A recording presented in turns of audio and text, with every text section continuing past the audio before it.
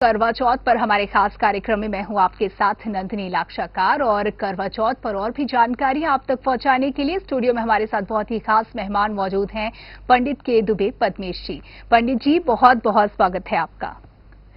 तो करवा चौथ का जो त्योहार होता है वो हर हिंदू सुहागन स्त्री के लिए बहुत ही खास होता है। इसमें सूर्योदय से ये व्रत शुरू हो जाता है और सूर्यास्त को चंद्र को अर्घ्य देने के साथ ही आप पारण कर सकते हैं। निर्जला इस व्रत को रहा जाता है, लेकिन इसके बावजूद अथाह श्रद्धा जो सुहागिनी स्त्री होती हैं उनके मन में करवा चौथ के इस व्रत को लेकर के है। क्या कुछ इस व्रत का महत्व है, किस तरीके से इस व्रत को हम किस विधि विधान के साथ करें जिससे इसका पूरा लाभ हमें, हमारे परिवार को और खास तौर पर पतिदेव को प्राप्त हो, इसके बारे में हम पंडित जी से बातें करेंगे और जानकारी जुटाएंगे। पंडित जी, जिस तरीके से बात की जा रही है, करवा चौथ का ये त्योहार जो कि महिलाएं विधि विधान के साथ रहती हैं और इसका जो महिलाओं के दिल में एक खास जगह होती है इस व्रत के लिए, इस त्योहार के लिए, सबसे पहले हमारे दर्शकों को बताएं इस बार करवा चौथ की तिथि को लेकर जो कंफ्यूजन हो रहा है, किस दिन इस बार महिलाएं करवा चौथ का ये पावन पर्व, ये त्योहार मनाने वाली हैं? पंचांगों की भिन्नता के कारण जी, हर त्योहार में आप देख रहे हैं, इस साल ही नहीं है, बरसों से तिथियों में भेद के कारण से जी, आज है कल है, ये अनिश्चितता की स्थिति बनी रहती है। लगभग हर त्योहार में ही देखने को मिल रहा है। लेकिन जहां आस्था जुड़ी होती है उसको बड़ी परेशानी रहती कि अभी नवरात्रि निकली, नवरात्रि में एक तिथि का उलट पलट था। जी, तो जिस जगह पर आप रहते हैं, जिस शहर में आप रहते हैं, वहां का सूर्योदय, जी, आप सूरत का सूर्योदय या कच्छ का सूर्यास्त और अरुणाचल का सूर्योदय और सूर्य अस्त जी, में लगभग 2 घंटे का अंतर आ जाता है। जी, जी, तो बहुत सारा चीज परिवर्तित हो जाती है। अगर तिथि संधि काल में है तो निश्चित रूप से परिवर्तित हो जाएगी। जी, तो इस कारण से आपको वही पर्व और त्योहार बनाना चाहिए जो क्षेत्रीय पंचांग कह रहा है। जी, जी, क्योंकि क्षेत्रीय पंचांग में वहां का सूर्योदय का समय है। उस सूर्योदय और सूर्यास्त के दृष्टि से संसार में जितने पर्व और त्योहार हैं वो सूर्य और चंद्रमा के आधार पर ही निर्धारित होते हैं। कुछ चंद्रमा के आधार पर होते हैं, जैसे इसमें तिथि निर्धारित होगी सूर्य के हिसाब से और पर्व मनाया जाएगा चंद्रमा के दृष्टि से। चंद्रमा के उदय पर ही पूजन होगा। अब चंद्रमा कई जगह 8 बजे निकलेगा, कई जगह 8:15 बजे निकलेगा, कई जगह 8:45 बजे निकलेगा, कई जगह तो 8 बजे से लेकर के 8:45 बजे तक का, 9 बजे तक का जो समय है, 1 घंटा का अलग अलग है। जी, और इसमें भी महिलाएं ये सोचती हैं कि हमारा हमेशा पति युवा रहे। जी, जी, तो कहते हैं ना, बूढ़े चंद्रमा को हम अर्घ्य नहीं देना चाहती हैं। जी, जी, तो बूढ़ा पति भी नहीं होने देना चाहती है। जी, जी, ये कामना रहती महिला के।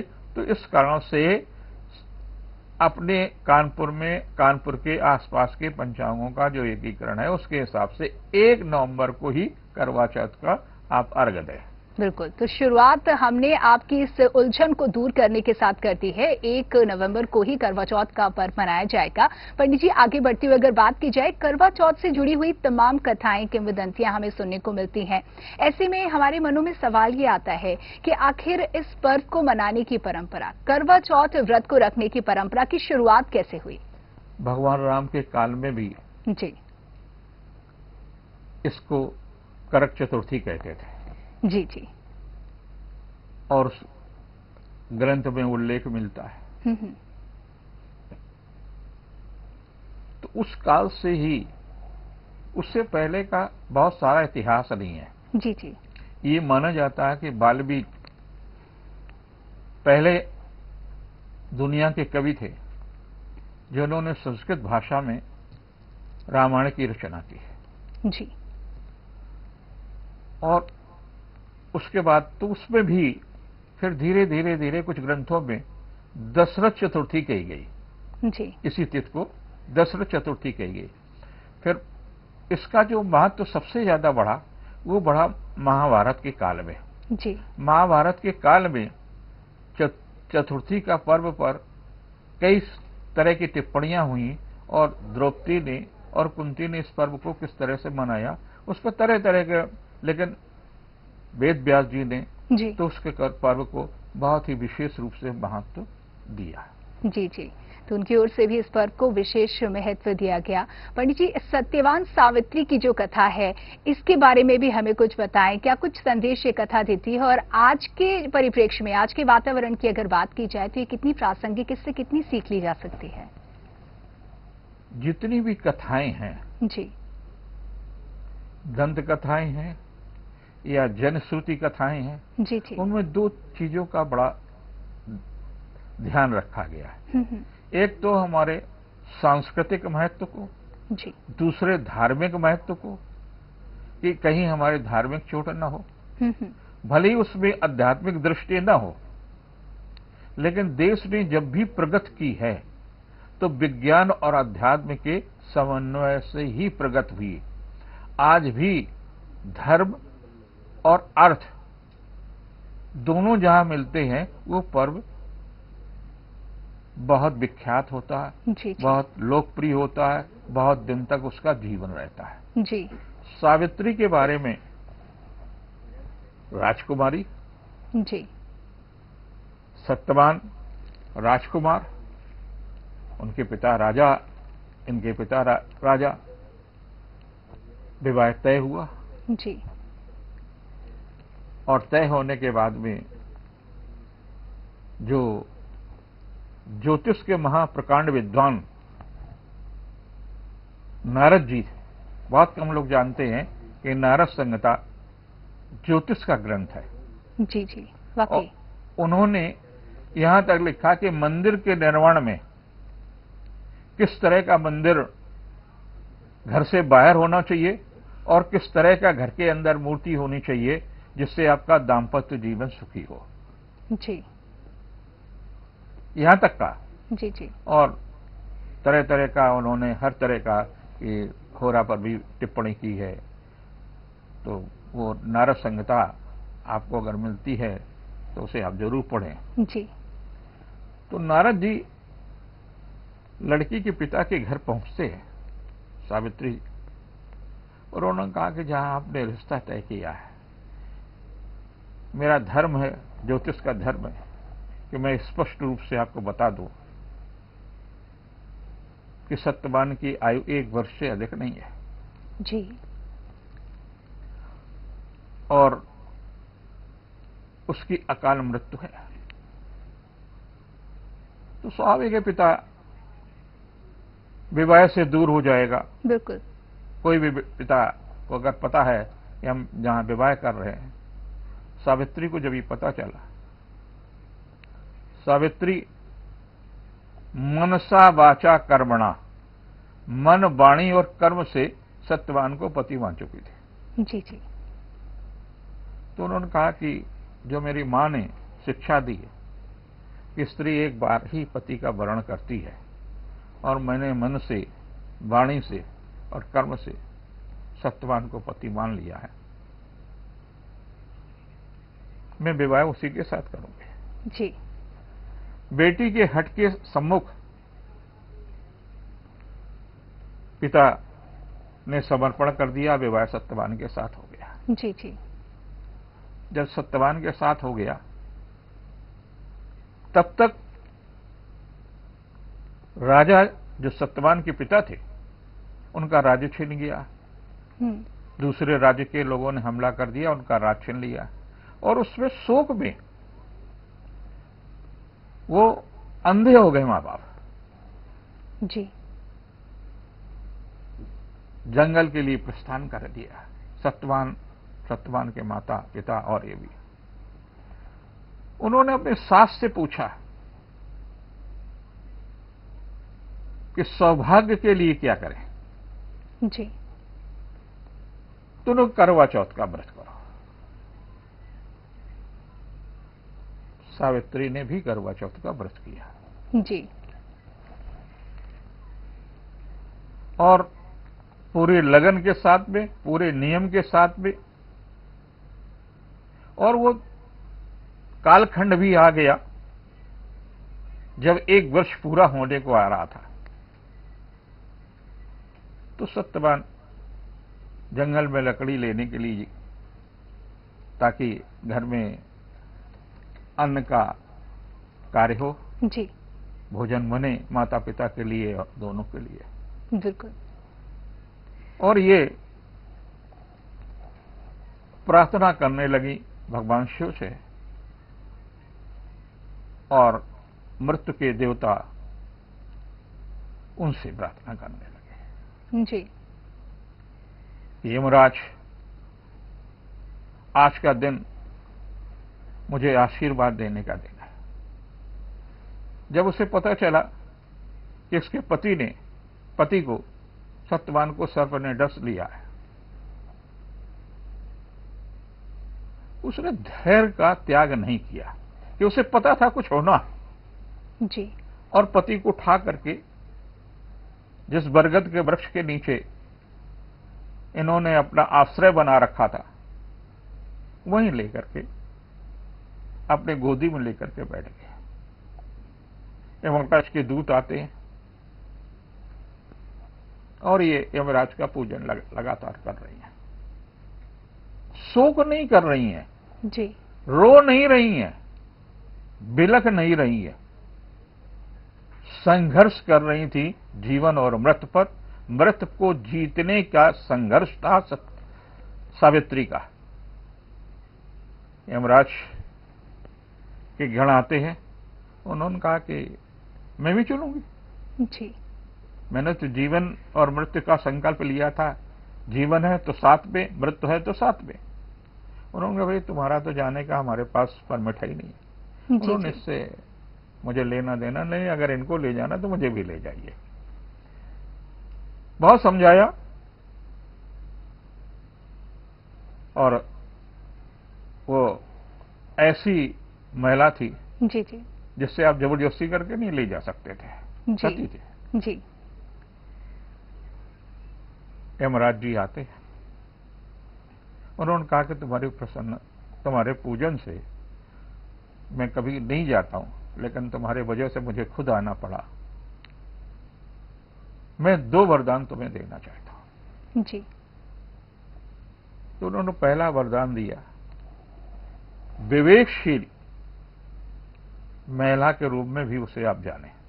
जी, ये पहला वरदान। जी, नहीं, उसका जो उन्होंने वरदान मांगा, जी, वो क्या वरदान था?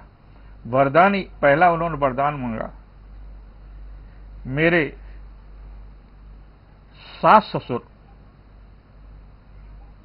का पुनः राज्य प्राप्त हो और फिर से वो राज्य को प्राप्त करे, और वो पौत्र के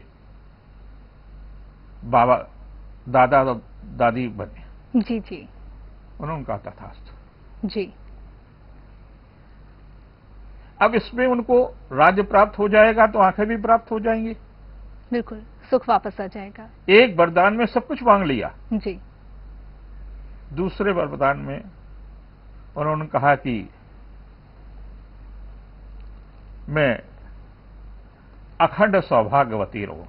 उन्होंने कह दिया तथास्तु। जी, फिर लेकर ले चलने लगे। उन्होंने कहा कि जब इनको ले जाएंगे तो सौभाग्य भी नहीं है, आपके दोनों वरदान खाली चले जा रहे हैं। जी, वो दादा दादी कैसे बनेंगे? मेरे सास और ससुर दादा दादी तो बन नहीं पाएंगे, और अखंड सौभाग्य भी नहीं रह पाएगा, आपके दोनों वरदान निरर्थक हो जाएंगे। जी, उन्होंने कहा तथास्तु, ऐसा ही होगा, और वो वापस चले गए। जी, जी, जी, तब से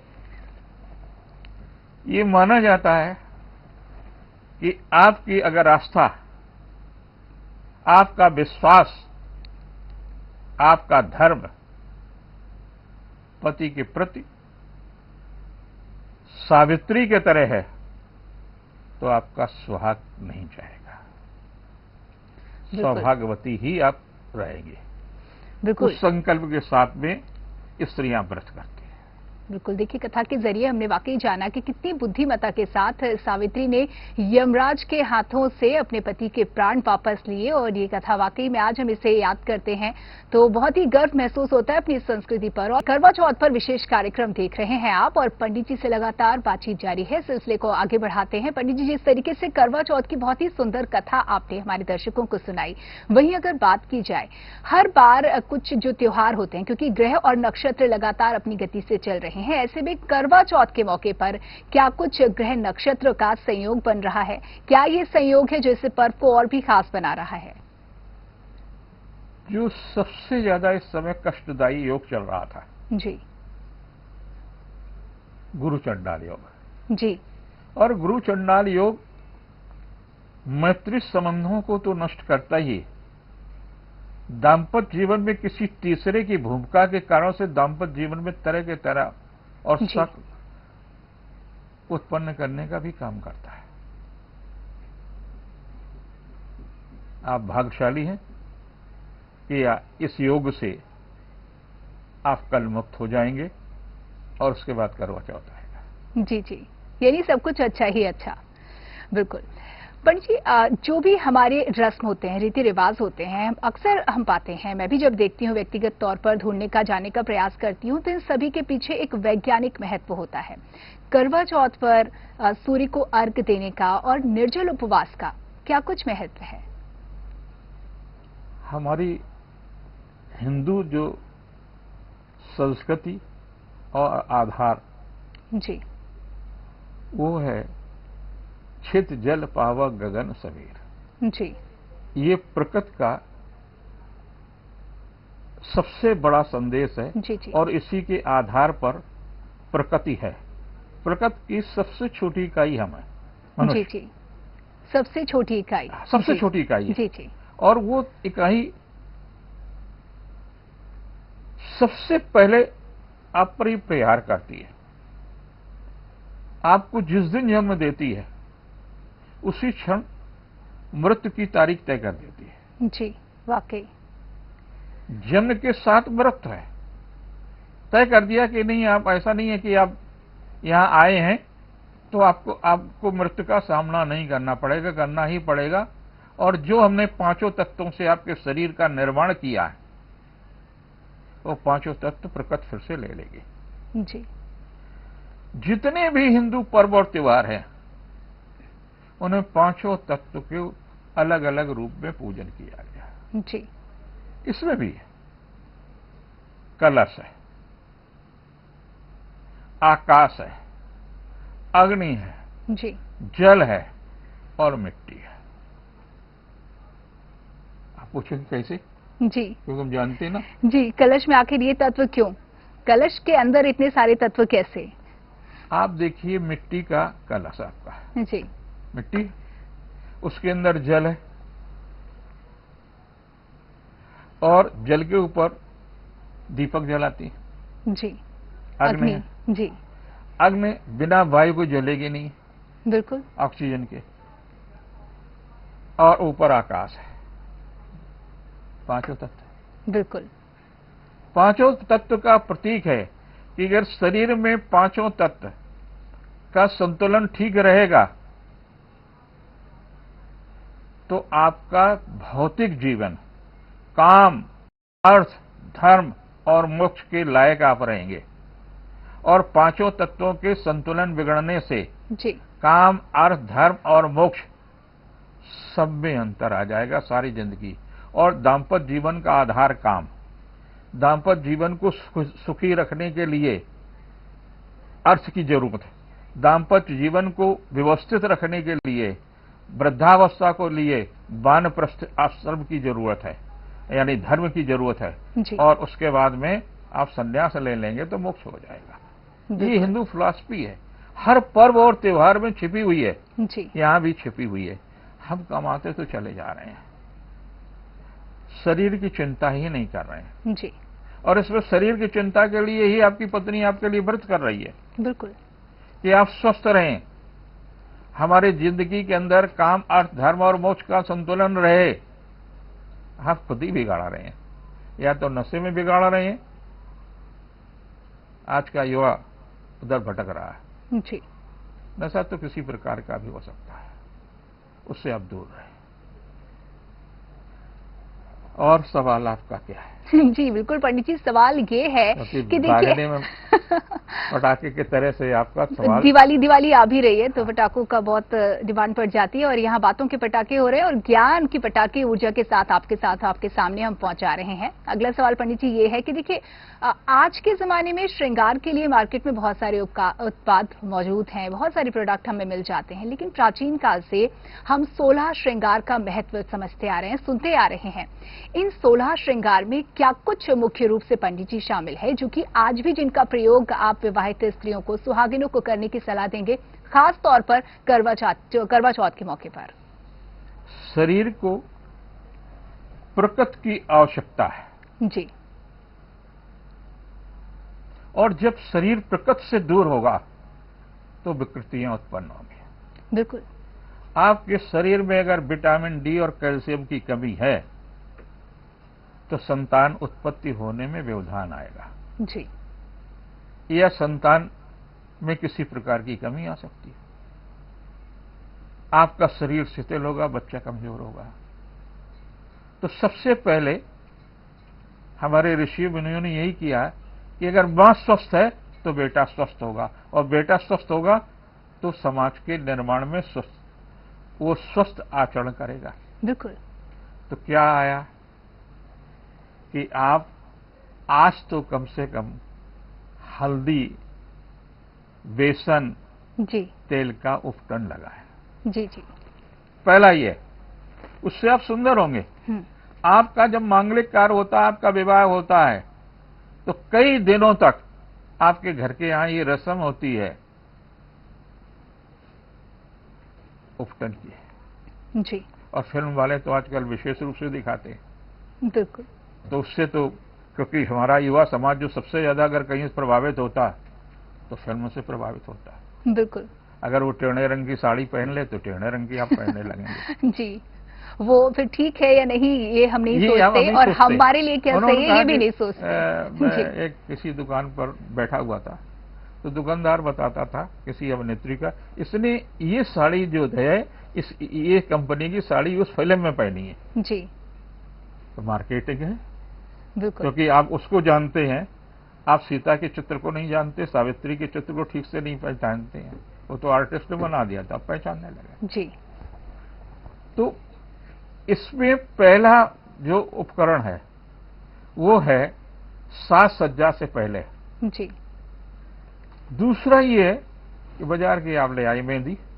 क्या मतलब? यही होता है। बिल्कुल। ये तो आपका आलस और प्रभात का अवसर है। जी। फिर उस पे आपने लगवाई नहीं, जाकर के बाजार में गई, जाकर हाथ फैला दिया, उसके सामने लगवा ली मेहंदी। जी। जो मेथी की पत्ती है उसको आपने पीस करके तैयार की है, और जब लगती है जी, तो उससे ये पता चलता है कि आप कितनी स्वस्थ है। जी। सामने वाला देख लेता था। हमारे यहां जो गोद भराई की रस्म है, जेठ गोद भरता है, जी। ससुर गोद भरता है, माने जो दूल्हे के परिवार के लोग होते, जो श्रेष्ठ होते, उसके गोद भरते। तो उसकी हल्दी दिखती है, हाथों में जो मेहंदी लगी है उसका अध्ययन करते हैं, ये मां बनेगी कि नहीं बनेगी, जी। ये परिवार को लेकर चलेगी नहीं चलेगी। जी जी। इसी प्रकार से उसके परिवार के लोग लड़की के परिवार के लिए हल्दी और चूना लगा करके जो द्वारचार होता है उसकी आरती उतारते थे कि कितने चक्र में इसका टीका सूखेगा, तिलक। जी। उससे उसकी जीवनी शक्ति, पौरुष शक्ति और दीर्घायु शक्ति का प्रमाण मिलता था। जी। पूरा का पूरा था हमारा जो सनातन धर्म है, उसमें कहीं भी कोई भी चीज विज्ञान से परे नहीं है। जी। उसको रखा गया और उनको ट्रेडिशनल बना दिया। जानते थे कि आने वाले समय में कभी पढ़ाई होगी कभी नहीं होगी, तो ऐसे कुछ पढ़ लोग पाएंगे, कुछ नहीं पढ़ पाएंगे, कुछ पढ़ लिख करके भी समझदार नहीं हो पाएंगे, तो उसको ट्रेडिशनल बना दो। हमारे मुनि और ऋषियों ने ये बढ़िया काम किया। बिल्कुल। तो देखिए, बहुत जरूरी है जिस तरीके से श्रृंगार को हमारे सामने प्रस्तुत किया गया है, उसी रूप में आप उस श्रृंगार को करें, तभी वो आपको लाभ पहुंचा पाएगा जिस उद्देश्य के साथ श्रृंगार को रचा गया है। पंडित जी, अगर बात की जाए जिस तरीके से करवा चौथ में करवा का विशेष महत्व माना जाता है, करवा को हम जानते हैं मिट्टी के एक पात्र के रूप में, क्या कुछ महत्व है इसका, किस तरीके से इसका चलन सामने आया? पहले जब विवाह होता था जी, तो विवाह आश्रम में लड़का पढ़ रहा है। जी, दुर्गा प्रसाद विद्या निकेतनिया और विद्यालय जैसे डीएमडी जैसे विद्यालय जी, तो जी, थे नहीं। जी, जी, तो आश्रम हुआ करते थे, आश्रम में पढ़ते थे, चाहे राजा का लड़का हो या किसी का भी लड़का हो। जी, वहां गुरु से पूछते थे कि मेरी लड़की से योग हो गई है, कि मैं मुझे कोई लड़का मेरी लड़की की अनुसार बता दें गुरु जी। जी, जी, तो वह लड़के का चयन कर लेते थे गुरु जी, और उसको सबसे पहले जो देखने जाता था, जो समाज में आपके घर के नजदीक सबसे जी, नजदीक व्यक्ति रहता था, वो सारे संस्कारों में आपके साथ जुड़ा रहता था, वो सभ्यता समाज का व्यक्ति होता था। जी, जी, और वो लड़के के हाँ जब कर देता था तो आगे बात चलती थी। उसके बाद में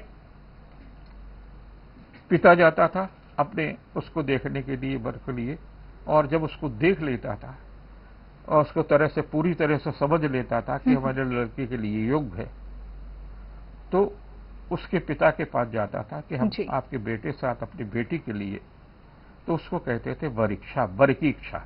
जी, जी, वर की इच्छा है या नहीं है हमारी बेटी से शादी के लिए। कितनी स्वतंत्रता थी वाकई उस दौर वर में। से पूछा जाता था बेटी से, हमारी बेटी ये है, इससे आप विवाह करना चाहते हैं, तो वर इच्छा होती थी। और जब वो हाँ कर देता तो पिता, लड़की का पिता, वो सब उसको रिश्ता तय करता था। फिर भी परिवार को विश्वास नहीं होता था, कहीं मेरा बूढ़ा बाप गलत रिश्ता तो नहीं कर आया। जी, जी, तो उसके बाद में तिलक होता था, और तिलक में भाई जाता था, और भाई जब उसको पूरी तरह से संतुष्ट हो जाता था तो कहता था उसको माला पहना करके वो तिलक करता था कि भाई की ओर से भी अब स्वीकृति हाँ, है। जी, तो उसकी भी स्वीकृति जब हो जाती थी, जी, जी, तब रिश्ता आगे होता था। फिर भी नहीं संतोष होता था, जी, लड़कियों को संतोष नहीं हुआ। हाँ, हाँ, जीवन भर का सवाल है। बिल्कुल, जीवन भर का सवाल है, जीवन भर का सवाल है। जी, जी, आप दोनों का कहने से हो सकता है आपके मन में कहीं हम बोझ न हो रही हो। जी, तो जब द्वार पर बारात आती थी तो लड़की छत पर होती थी अक्षत लेकर के, और नीचे मां आरती उतारती थी। आरती को स्वयं देखती थी, कहीं बूढ़ी मां की आंखों में ऐसा न हो जाए कि ठीक से न देख पाए। और जो टीका लगाया जाता था जी, वो हल्दी और चूने का टीका लगाया जाता था, और उसको अगर 3 बार में उसको सूख जाता है, जी, दिखाई देता था। आरती का तात्पर्य था कि प्रकाश, और प्रकाश में वो टीका दिखाई दे, जी, तो लड़के ऊपर से देखते थे कि हाँ सूख गया, 4 बार में सूखा कि 5 बार में सूखा। जी, और अगर 6 बार में तक सूख जाता है तो ऊपर से अक्षत फेंक देती लड़की, यानी हमारी तरफ से भी अब वहां है। जी, और इस तरह से बारी बारी से सभी की स्वीकृति मिलती थी और सभी को मौका मिलता था। इसी तरह से जी, कभी मैं चर्चा करूंगा, लड़के पक्ष वालों को भी स्वतंत्रता थी। कहीं ऐसा तो नहीं कि आपके घर में जो लड़की बहू बन करके आ रही है आपके लिए घातक है, रोगी है, क्या है। ये परंपराएं आपने छोड़ दी है, परिणाम आपके सामने है। बिल्कुल, शायद एक बड़ा फैसला होता है, और ऐसे में इन परंपराओं का निर्वाह कितना व्यवहारिक, कितना महत्वपूर्ण होता है, ये भी वाकई में समझने वाली बात है। पंडित जी, जिस तरीके से करवा चौथ की जैसे कि हम बात कर रहे हैं, करवा चौथ में हम प्राय पाते हैं कि चांद को अर्घ्य दिया जाता है, और इसके साथ ही हम करवा माता की भी पूजा करते हैं, भगवान शिव पार्वती की भी पूजा का विधान इसमें बताया जाता है। मुख्य रूप से करवा चौथ के इस त्योहार पर किसकी पूजा का महत्व है? शिव और पार्वती जी, का संसार में सबसे अच्छा दाम्पत्य जीवन है। जी, और उसके बाद में उनके पुत्र का, जब उनका सर कट गया तो चंद्रमा पर चला जाता है। हम पंच तत्वों से प्रकृत से, जो प्रकृत की मां है वो करवा मां है, जी। उनके माध्यम से हम पूजन करते हैं और कहते हैं जैसे आपने सावित्री को सौभाग्य दिया है ऐसे हमें दें। जिस प्रकार से शिव और पार्वती का दाम्पत्य जीवन है, हे प्रभु मां आप भी मुझे उसी प्रकार का दाम्पत्य जीवन दें। और उनके दोनों पुत्रों को हम अर्घ करते चंद्रमा पर, गणेश जी को भी करते हैं और उनके भाई को भी करते हैं। जी।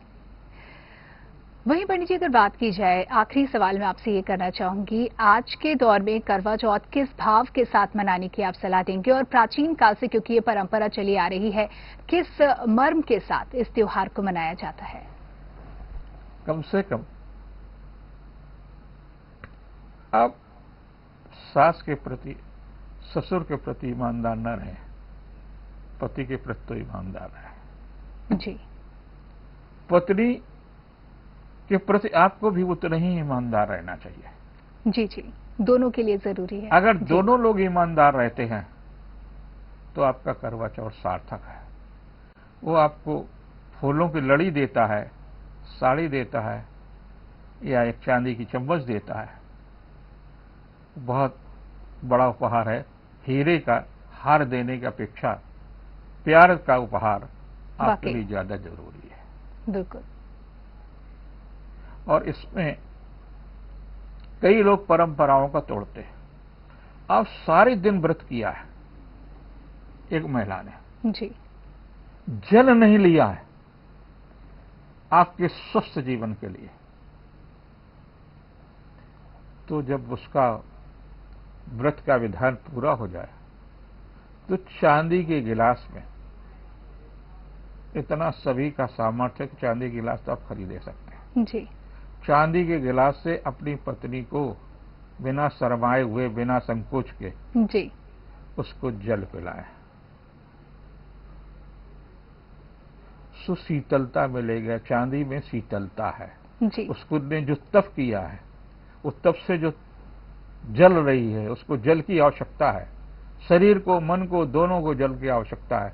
और जब आप उसको अपने हाथ से पिलाएंगे तो उसको शीतलता लगेगी। जी। और उपहार दोनों को, पति पत्नी को, सास को देना चाहिए, जी, ससुर को देना चाहिए। जी, एक सावधानी चलते चलते, बिल्कुल। दाम्पत्य जीवन में एक बड़ी सुझाव कि आपके घर में बेडरूम है, बेडरूम में हम सीखों से, सीख जो लेते हैं, झाड़ू की सीख लेते हैं, वो लक्ष्मी का प्रतीक है। जी जी, उस पे करवे को कोने पर डाल देते हैं। जी, 7 सीखें कि हम 7 जन्म तक हमारा यही जी, पति जी, रहे, यही पत्नी जी, जी। रहे, ये भाव बिल्कुल। भाव है। तो आप अपने घर में सूखे पुष्पों को न प्रयोग करें। जी, कई लोगों के घर में हमने देखा कि दक्षिण की तरफ सिरहाना है, पैर हैं, उनका बेडरूम है, तो आपके दाम्पत्य जीवन को खराब करेगा। जी, तो इन आप बातों का अपने भी ध्यान पति देना के है। बेडरूम में जब लेटे तो पति के बाएं हमेशा लेटे, आपका दाम्पत्य जीवन पहले से बेहतर हो जाएगा। जी, घर में मंदिर है, 4.5 अंगुल की मूर्ति रखें जिसको आप पूजती हैं, पर मतलब सजावट के लिए कुछ भी रखें। जिस मंदिर में आप पूजा करती हैं, गणेश, लक्ष्मी, भगवान, शिव, कृष्ण, जिसकी भी है, सिंहासन से 4.5 अंश ऊपर ही होना चाहिए। ऊपर ऐसा कई मंदिर ऐसे होते हैं, जी हाँ, जब नोक निकलेगी तो ऊर्जा तो पास हो जाएगी। दाम्पत्य जीवन में ऊर्जा की बहुत जरूरत है। बिल्कुल। तो मंदिर ऊपर से सपाट रखिए या छतरी लगा दीजिए, जी जी, छोटे छोटे से उपाय कर लीजिए। छोटे छोटे उपाय लेकिन बहुत बड़े लाभ। इसके बहुत बहुत धन्यवाद पंडित जी इस तमाम जानकारियों के लिए। और इसी के साथ ही इस कार्यक्रम में इतना ही। आप सभी को करवा चौथ की बहुत बहुत शुभकामनाएं। दीजिए इजाजत।